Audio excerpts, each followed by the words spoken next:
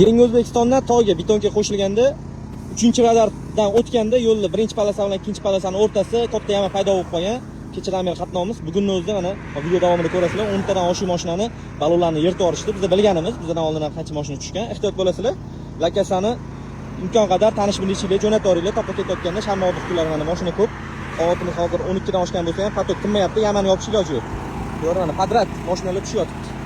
Bu oyda ham avtomobilimiz yana tushdi. Buni ham imkon qadar ishlab bitirib beramiz. Razor qaytib keldik. Hozir bu yerda naryoqda yana bitta mashina bor. Bu oyda chempion. Bu yoqda yana bu oyda avtomobil ikkita balonlar ketgan. Bu yoqda yana bitta tikib tushgan. Bu yoqda yana ikkita Kia yana balonlar ham tushib, shu yamaga. Bu yoqda yana bittasi echonmiz. Bularning ham balonlar ketgan. Mashina to'xtamayapti, yamani yopishga ham yoniga yaqinlash bo'lmayapti. Ko'rasizlar, uch kelishyapti. Bu oyda yama tushganiga hozir yamaga mana shuni bitirib oldik mana. Bu yoqda Xan avtomobili, bularga zapaslarni qo'yib beramiz. Hozirga kelgan lakasimizga yana qaytib ketyapmiz. O'rmonning ichidan. Yana mashina qolib ketib, telefon qilishdi. Imkon qadar tezroq borib ishlarni bitirib beramiz. 12 avtomobil mana fotoga taqishgan ikkita tiskalari balonni yorib qo'yganlar, yana tiskalarni olib kelib, mana ishlarni qolib bitiramiz.